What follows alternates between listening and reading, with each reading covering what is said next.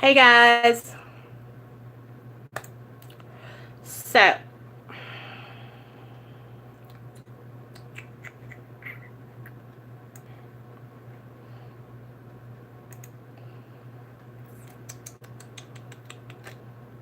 okay.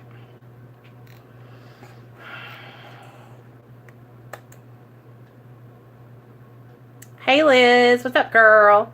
Hey Deidre, what's up, girl? Okay, so I wanted to come on here, you guys, and like welcome all the people that are new to my channel because I've had a couple new people coming on, and I've noticed new people that are maybe have been subscribed for a while, but they haven't been commenting, and they just started commenting recently. So I wanted to welcome you guys to my channel, and I kind of just wanted to make and talk with you guys and let you know like what my channel is about, why I have it here, and just what the focus is mainly here on my channel. Because sometimes I feel like that when you go to certain channels, there's really not like maybe a focus of what that channel is about. So this channel right here is about me. That's what it's about.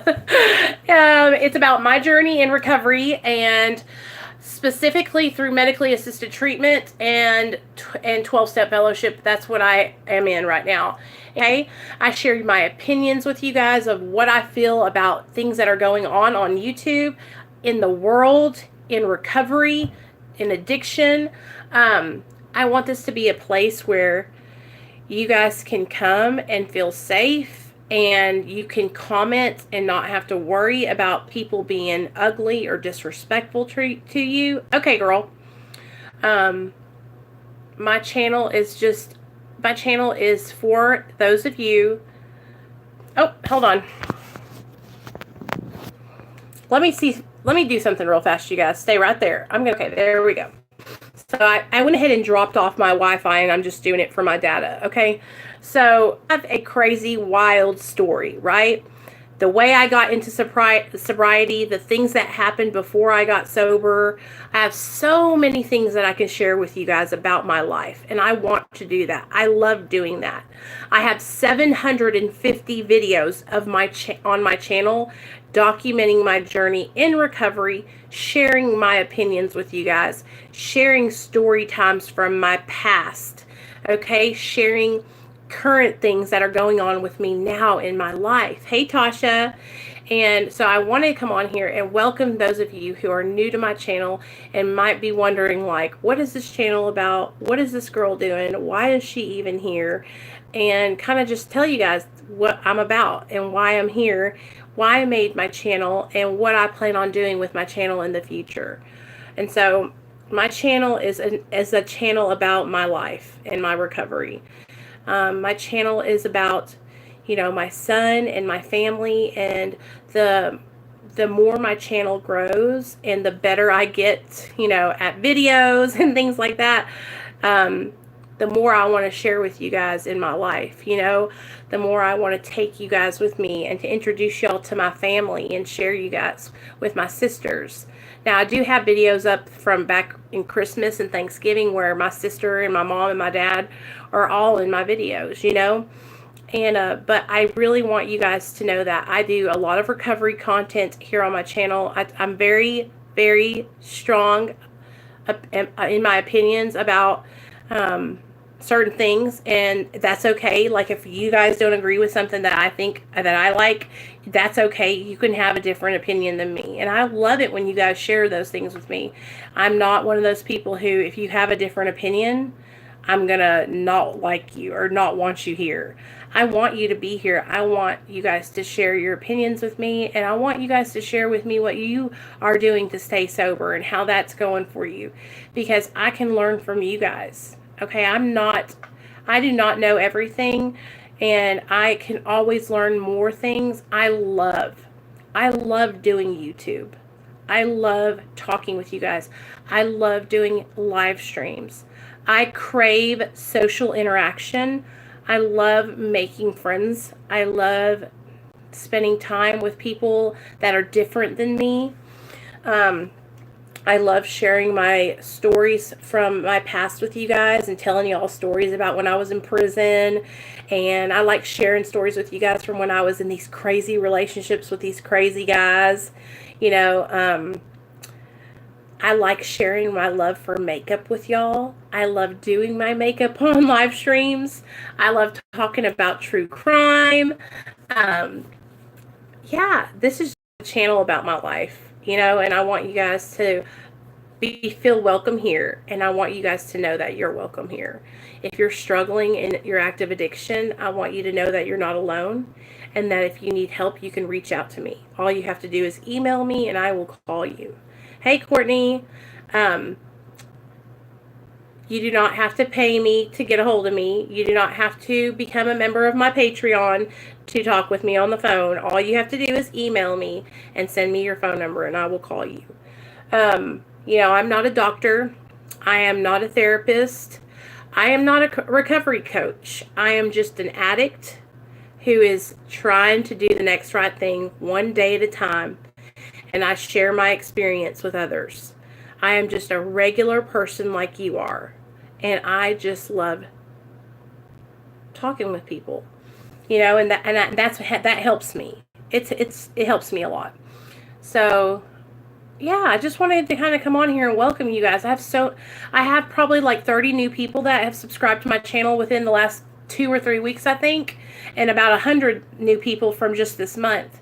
And I just want to welcome you and let you know, like, I really try to keep it positive over here, you guys. Like, every now and then I'll talk about some YouTube drama, you know, like I did on my video. But it's not that serious. Like, that shit doesn't affect my real life. You know what I mean? Like, this is my life. This is real life, you know. And the meetings that we do here on my channel are on Tuesdays and Fridays.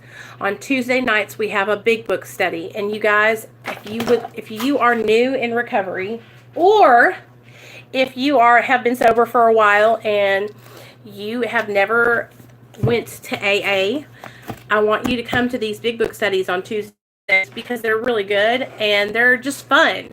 We read together this big book and I read it out loud. You guys follow along and we just talk about it and we highlight things that stick out to us. Last week we read There Was a Solution halfway through, and then this next Tuesday we're going to do the other half of it. And I'm just going to tell you guys, this next half has so much good information in it. It talks about playing the tape all the way through. That stuff I always tell you guys about. Playing the tape all the way through, you know, getting past the euphoria and the good feelings that drugs and alcohol give us, and remembering the horrible things that happen to us in our addictions, or the horrible things we did and the way we hurt others in our addiction. So that's what we do on Tuesdays. We read and we learn this together.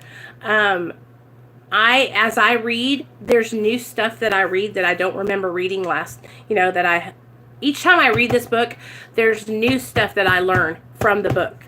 And so that's what we do on Tuesday nights. And that's just a way for us all to learn together. On Friday nights on my channel, we do a medically assisted treatment support group. And that group is for people who are on methadone, Suboxone, Vivitrol, Sublocade, whatever medically assisted treatment you're on. That group is for you. You can come. Even if you're not on it, you are allowed to come. But what we do on that Friday, we talk about where we're at in our recovery, how medically assisted treatment is working for us. We share like how we're doing on our recovery. We talk about, you know, side effects, and we just talk about what it's like to be on medically assisted treatment and being in recovery. Because a lot of the times people don't feel like they can talk openly about that other places because we're judged, and it's the truth. There is a stigma surrounding medically assisted treatment. So we do that on Fridays, and it's been really good, guys. Last Friday, I think there was about 20 people here in the live stream, and it's just a support group, and it's a safe place where you can come. And like I said, we're all respectful. Like, we support multiple pathways to recovery here on my channel, you guys. I don't judge anyone for their journey because I have tried everything there was to try to get sober. So who am I to judge? You know, I have done it all. And I want you guys to just know that getting sober is going to be the best thing that you ever did for yourself. And it's going to change your life. And that's my experience too. Getting off of drugs, you guys, stopping drinking alcohol, It was difficult for me, okay? It was difficult for me to stop going back, right? I relapsed all the time. I always had this like obsession and craving and thinking of drugs, and I always wanted to keep these people around me because, see, these people that I would use with, it made me feel good to use around them because then I wasn't alone, and then I wasn't miserable, and then I wasn't using, and like when I was around other people, it made it seem not that bad. Well, they're getting high too, so it's not that bad. Or I'm not that bad of a person because I've got all these other people here that are doing it with me, right? But really, deep down inside, I knew what I was doing was wrong. I was raised up by amazing parents, amazing mother and father who taught me right from wrong. I grew up in a gorgeous family with great sisters and a beautiful house to live in, and went to a great school, and I wasn't rich by any means, but my dad made sure things were provided for us, And so I knew that getting on drugs was not the right thing to do. I knew that what I was doing when I was in active addiction was not right. And I knew that it was hurting myself and others. But I had gotten to a point so far down in my addiction where I had lost hope. I had lost any care. I didn't care what I was doing to myself because I didn't love myself. I had lost love, and I no longer held myself up to any kind of standard. I just didn't I didn't care because I wanted to die. And that's what I felt like when I was in addiction. And my addiction lasted a long time, you guys. I didn't get sober until I was 32 years old. I'm 37 now. My son is 4 years old. I got sober when he turned 1. I am so grateful that I have changed my life because my son would not be here if I hadn't. And that was a hard situation for me. And I am ashamed of the things that I did when I was, in my addiction with my son. And I'm not proud of those things at all. But I know that the only thing I can do today is to do better and change those behaviors. And that's what I'm working on every single day. Every single day I come on here on my channel and I want to be consistent. I want to share with you guys what's working for me and how I'm staying sober and upload consistently so that way you guys can see, hey, Nicole can do it.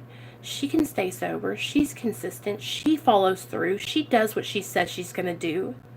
Okay, that's important to me because when I was in my active addiction, I didn't follow through. I didn't do what I said I was going to do. I always flaked out, and I wasn't dependable. And that's not what I want to be. I want to be different today, and that's why I come on here every day and I talk to you guys. And you know what? Sometimes it might get repetitive. You might think, oh my God, we're talking about this again. But these are the things that I have to do.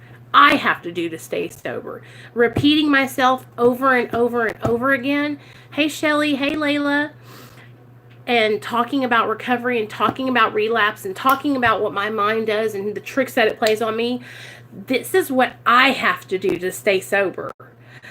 See, I'm not trying to teach you guys or yell at you guys or tell you what you need to do. This is what keeps me sober. Do you understand what I'm saying? Like, I worked this recovery every single day because I've got to do this. I've got to keep... My addiction is so cunning, baffling, and powerful, you guys, that if I let up for one day, I'm going to tell you what happened.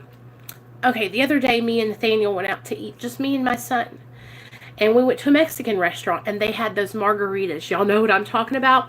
The ones in the glass that goes like this, and they're like the frosty, the frozen ones.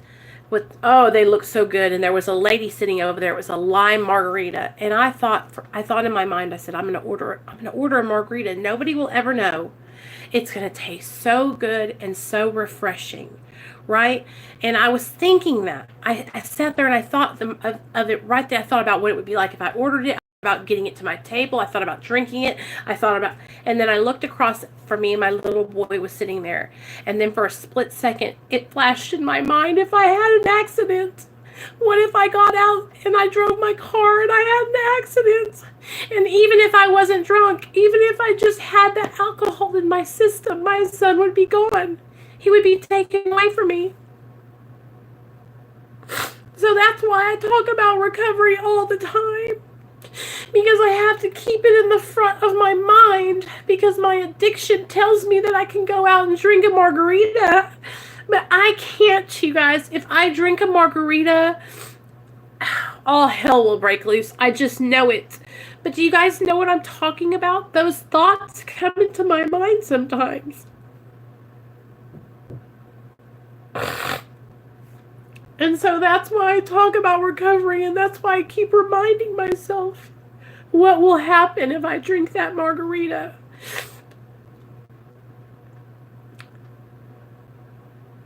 All it takes is just one time for me. Do you know what I'm saying? All it takes is just one time and one slip up, and I will lose everything I've worked so hard for. And so I keep on reminding myself that. And I think also a lot of people get angry with me and they think, oh, Nicole, she's just over there. She can't do nothing but talk about recovery all day long, or she's never going to get past that, right? She's never going to get past the fact that she's an addict. You can't think of yourself as an addict anymore. That's when you're telling yourself that all the time, that's holding yourself back. Bullshit. I'm just not going to lie to myself. I've gotten to a point in my recovery where I know without a shadow of a doubt that if I drink or use everything, it might not happen that day, but if I drink or use, everything will go, everything. I might drink 3 times and everything might be good. I might get away with it, right? But on that 4th time, I will drive out of that parking lot and I will crash my car into a wall. And then I'll think back to the first time I drank. And that's when I'll know I should have never picked up that drink. I should have never taken the first one. And so I don't ever want you guys to think that, like, I'm doing this because I'm trying to tell you or preach at you, right? I'm doing this because I have to tell myself. I have to remind myself. Because I don't want to lose my recovery. I've watched so many people relapse. I've watched so many people lose what they had in their recovery, lose their sobriety, lose their confidence and their self-esteem, and go back out and pick up. And I've watched those people, and I've watched what they've done each time, right? And I've watched them pull away from recovery, say that they're not addicts, and do things that I think, wow, that's where it went wrong. You know what I mean? I don't want to do that. I have to remind myself, I'm never going to not be an addict. If I'm telling myself I'm not an addict, I'm lying to myself. Okay? Who am I trying to convince? Myself? Why? So I can go out and drink and use? Do you understand what I'm saying? Recovery has to stay at the forefront for me, you guys. And it really does need to for other people too. But I can't teach you that. You have to learn that on your own. I had to learn it on my own, from relapse after relapse after relapse. I had to learn to stop straddling the line. Okay, you either going to get on the recovery side of the fence, or you're going to stay over there in the drug addict side. You're going to stay over there in the active addiction side of the fence. You can't stand on both sides and play, right? You can't stick your hand in the fire without expecting to get burned. You can't go to the barbershop and expect not to get a haircut, baby. Okay? I had to be honest. I had to stop playing both sides. And that's why I am so hardcore about what I say. Not because I'm trying to convince you, not because I'm trying to teach you or tell you, because I'm still telling me. I'm still reminding myself. Because I know how I am. I know how easy it is for me to slip back. Because I've done it so many times. And I don't have that luxury. I don't have the luxury of going out and buying some oxys and getting high and staying in bed for 3 days. I can't do that today. I have a little boy who depends on me. I have a son who looks up to me. I can't go out and do that shit anymore, you guys. I can't lay in my bed and be fucked up and call into my job. I'll lose my job. You understand? I can't do that to my husband. I can't take money out of the bank account and spend it on drugs. I'll lose my husband. I'll lose everything. Do you understand? Like, I know that without a shadow of a doubt today. And I just don't want to go back to that life.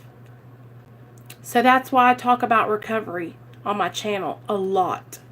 That's why I talk about different things that people say about once an addict, always an addict, and what people talk about, you know, if it's okay to smoke pot. I love talking about these topics with you guys because here's the thing.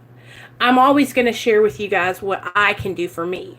And for me, I can't dabble in smoking pot unless it was prescribed to me. Because if I'm going to the pot dealer, I'm going to be asking him for something else. Because he's going to have other stuff. Do you know what I'm saying? And it's tempting for me. And that's what I've learned, you guys. Over the last 4 years, I have learned where my weaknesses are. I have learned where my triggers are at. And when I start to feel like I want to use, when I start to think about using, I know exactly what it's caused from. I know exactly why I do it, right? And I've also learned to keep people around me who are serious about their sobriety. I have learned that it's easy to spot people out who want to stay sober and who want to do the right thing. And it's easy to spot the people out who don't. And I care about all of them, but I know who I need to keep around me. Do you understand what I'm saying? To help me be better. I don't want to keep people around me that are going to co-sign my bullshit. I don't want to keep people around me who are going to tell me, oh yeah, Nicole, you're not an addict. Oh, did you say you want to take a Xanax? Girl, it's okay. Take you a Xanax. Girl, relax. I want friends that are going to tell me, are you fucking kidding me? Bitch, you better get your mind right. I don't want to have a bunch of yes ma'ams around me. I don't want to have a bunch of friends around me who are just like, oh, yeah, girl, go ahead, smoke pot, do a line of cocaine. I need people that are going to help me stay on track, you guys. I can manipulate the fuck out of some people. I did it for many, many years. That's what I did. That's how I stayed high all the time. Because I didn't have a bunch of money. I was hustling folks. And that's what I did. I hustled folks. All right? So, I just want you guys to understand, like, it's important for me to talk about recovery because it keeps it fresh in my mind. All right? It keeps it fresh in my mind. I have to do that. Hey, Sonia. I have to do that, you guys. I have to do it for me. You know, and sometimes it might get annoying a little bit, but you guys just stick around. Because we talk about all kinds of stuff over here. But I want y'all to know that that's why I talk about recovery so much on my channel. Not because I'm trying to tell you guys about yourselves, but because I'm trying to tell myself about me. And because I'm just sharing with you guys my thought processes and what I think and what I go through in my mind. You know? My mind tries to play tricks on me all the times, you guys. My mind, it will tell me I am okay and that I can go do this, that, and the other. And the next thing I know, all hell is broken loose. I don't want to lose my recovery, okay?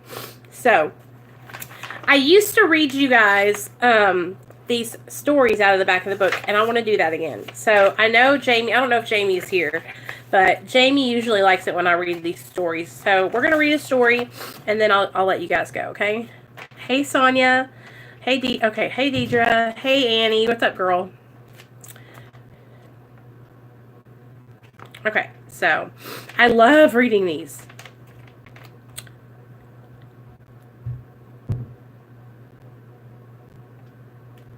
Okay, guttered bravado. Okay, Okay, here we go. This is what we're going to read. Are y'all ready?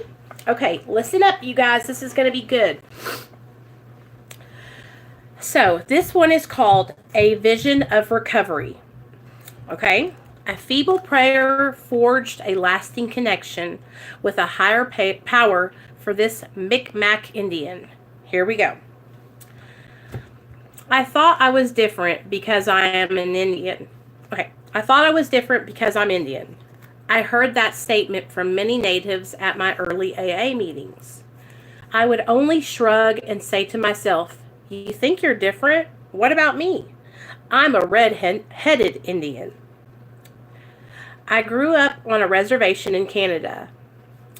As a young fellow, I was a proud Micmac Indian. My family had a reputation. They were hard drinkers, violent and tough, and I was proud of this. I was told that my grandfather had been the chief of our band, but he had to step down because he went to jail for shooting a man. Jail was almost a badge of honor in my family, or so it seemed. As a small boy, I remember standing on top of a case of beer.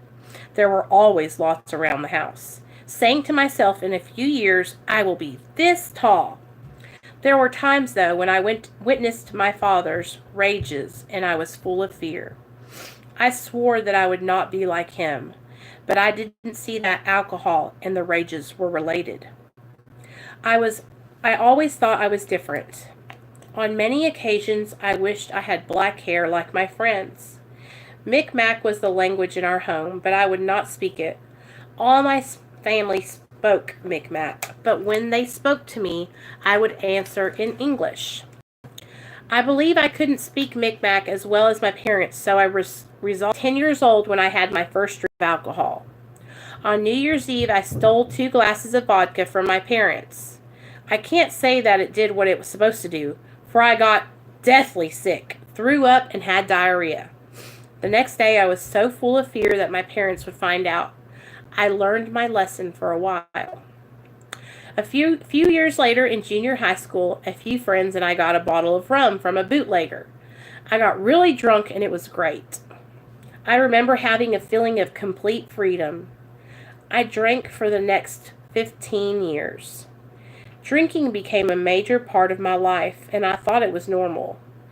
Then came the violence, the fighting, the illegal acts, and the image of the tough guy. My family was proud of me, and some relatives would actually encourage me. I spent a number of years in and out of juvenile correctional facilities, and after my 18th birthday, I began spending time in county jail. I actually got a high when I came home, knowing that my friends and relatives would respect me more because I had been in jail and was being a man. While in a juvenile detention center about 500 miles from my home, I received word that my mother was dying of cancer. I was able to get a pass and return home to spend time with her. One evening, my family asked me if I would stay home with my mother and give her the medicine she was required to take. I had already had a few drinks and was anxious to get out and party with my friends, but I reluctantly agreed and stayed. Self-pity set in, and all I could think of was the good time I could have been having. I got very impatient with my mother, and when she refused to take her medicine, I almost forced it into her mouth. Then I left to join my friends. The next morning, I woke up in county jail about 100 miles from home. I had attempted to break and enter and was caught by the police. That very evening, as I sat in jail, my mother died. I was allowed out for the funeral, and I still recall how alone I felt, even when I was with my family. I felt shame and remorse, and for years to come, I believed I was somehow responsible for my mother's death. The incident haunted me for years. Alcohol would take it away for a while, but the remorse always returned. I tried to comfort myself by saying that my lifestyle was a part of my destiny, just like many of my family members, but this did not remove the remorse. I can remember only one good thing that happened during this time. As my mother lay dying, I talked to her in the Micmac language. She seemed so happy, and she told me that it sounded beautiful to hear me speaking Micmac. I cherished this memory. I was to meet a young girl and have a son. Proud, I named him after myself, and my drinking slowed down for a little while. One day I promised my son that tomorrow I would take him to the movies. I really meant it from the bottom of my heart, and I was looking forward to it. That night I took a drink, and it led to many more. The next day I was hungover, and even though I had promised to go to the movies that afternoon, I took a drink to fix myself up. That drink was followed by many more, and I justified them by telling myself, my son is so young, he will never remember the movie.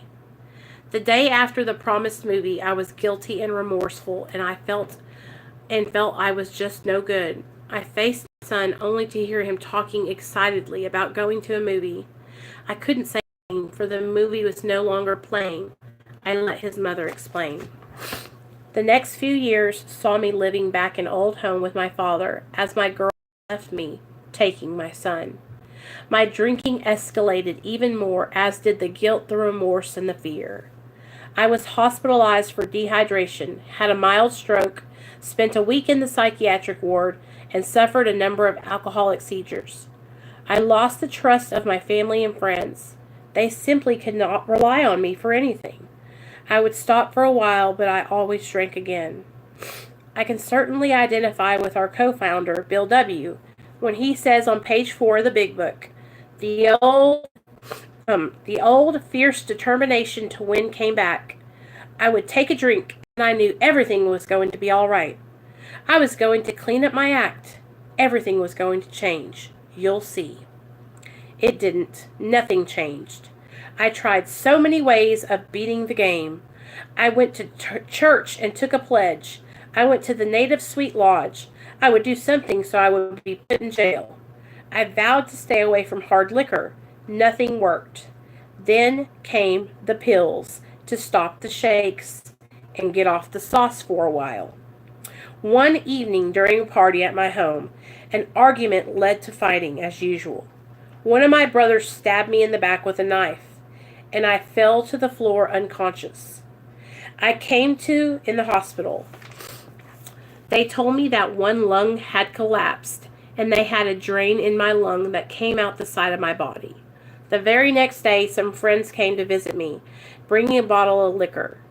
I still had that pride. I was still the tough guy. I lay there in bed with tubes draining my lung and smoked cigarettes and drank liquor. Later, in AA, I had the nerve to question step 2 and wonder why I had to be restored to sanity. I can honestly say that nothing worked for me until I joined AA. Eventually, I ended up in treatment center, and after a 28-day program, I began attending AA meetings on a regular basis. The treatment center introduced me to the Big Book, and I left there knowing that the only hope for me was the 12 steps. I was told that AA is a spiritual program and that I had better have a higher power. I knew nothing of God or higher powers, and I began trying to find one. At first, I thought that since I was Native, maybe I should practice the Native traditional ways. Then I thought maybe I should go to church on the reservation. Then I believed that if I went to AA enough and just sat there, I would have a vision and achieve recovery. One day, a member asked me if I believed that there actually was a higher power. I did believe there was a God of some sort or another. He told me that was enough. He said with that belief and attending meetings, I would find a higher power of my own understanding. Today, I am thankful for that advice. After 3 months in AA, I returned home one evening after a meeting to hear the music and laughter of a party next door. Some of my drinking buddies were at the party, and I just knew I was going to end up there. I did not want to drink, yet the party was like a magnet. I was full of fear as I ran across the street to a payphone. I called my sponsor, but there was no answer. Panic set in as I ran home. In the house, I went into my bedroom and sat on the side of the bed. I looked up and said these words, "Well, buddy, I guess there's just you and me." Believe it or not, it worked. Those simple words worked. Something happened. A little peace came over me. Anxiety left, and then I lay down and fell asleep. I slept well that night. The first good sleep in a long time. That feeble request to God worked. I was honest and knew that I had found a higher power and that He would help me. Over the next few months, my life slowly began to change as I worked on step 1 of our recovery program. I listened to speakers and began a big book study with an older member. In Micmac folklore, there are little people we call bungaladumas. They live in the mountains, but they often sneak into our homes to play tricks on us, usually at night so we won't see them. When I noticed that chapter 4 of the big book, We Agnostics, appeared to change, I told AA members that the Bungaladoos were fooling around with my big book. You know what? They are still at it today. I now understand that the spiritual malady should be my main concern, and that the more faith I have, the fewer problems I will have. Today I have more faith than I have ever had, and as my faith grows, my fears lessen. For a guy who has spent years in jail, hospitals, psychiatric wards, a guy who could just not stop drinking, there was only one answer: Alcoholics Anonymous and the 12 Steps. I was very fortunate that I was steered into the right direction. A dramatic change has taken place in my life. Soon I hope to celebrate my 2nd anniversary of continuous sobriety. In 2 years, my whole life has changed. Today I sponsor others. I understand the word compassion, and I feel it. I am working on step 8 at the present time, and I just know that more happiness is to come into my life as I trudge the road of happy destiny. The end. I like this part right here. He says, today I have more faith than I have ever had, and as my faith grows, my fears lessen. So, y'all, I love reading these because, so this guy was a pill-popping alcoholic, okay? He grew up in a family where crime, hey, Tanya, I'm reading out of the big book. I was on page 494. This is the big book of Alcoholics Anonymous, okay? So, he was from a family, you guys, where he grew up, right? He grew up in drama. He grew up with his family committing crimes. He grew up, in and out of jail, 494. And so this is something that he was raised up doing, right? His parents, his whole family, they were Indian, Native American, okay? And they were drinkers. They were alcoholics, right? And so he grew up in that lifestyle, right? Page 494. A lot of people like me and you, a lot of people have family members who are alcoholics or addicts, right? And that sometimes is all we know. Now, my mom and dad are not drinkers or addicts, but my mom's dad was, and my dad's dad was. So they came from a situation just like that. And that was, it's sad, you guys. It's a bad situation whenever you're, when that's all you know. But you don't have to stay that way. And that's what's happening right here. Is this guy started drinking, started going off the going off the handle, and decided to try AA and got his life back together. You know what I mean? And that's all it takes is just a little bit of faith and just giving it a try. For the longest time, you guys, I wouldn't try anything different. I would only do what I wanted to do. I thought, just like this guy says at the beginning, he says, I thought I was different. I thought I was unique too. I thought that the suggestions that people were giving to me were just, I'm not doing that. I'm not doing that, right? I'm not trying to do all that. Addiction, gambling, mental health stuff on both sides of the family for me. Yes, Sandra. Yes, and that's how it is. Like, and a lot of the times when you're raised up, you guys, and you don't know any other way, like you know what I'm talking about, like maybe your parents were always fighting, they go to jail, maybe your brothers and sisters, like I used to date this guy, right? And we were together for like 6 years, but he came from a family of addicts, and it was like chaos and drama all the time. His dad was always going to jail. His dad was always drinking. And it was just like, he didn't know anything else. He was raised up by somebody who was actively drinking and using. So when he got old enough, he started actively drinking and using. And sometimes this stuff is just passed down to us, right?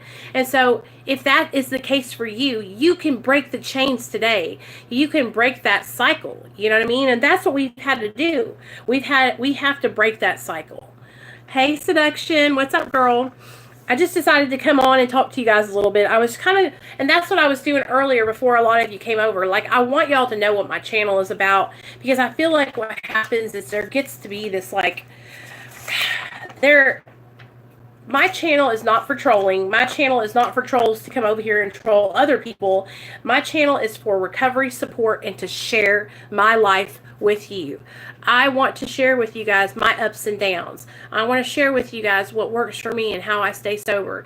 And that's why I talk so much about recovery. Because you know what? I have to remind myself. Thank you, Jason. Thank you so much. I have to remind myself, you guys, what I'm here for, and that if I drink or use, that I'm going to lose everything, because that's how quickly it will happen for me. And that's why that's why I'm talking about recovery with you guys.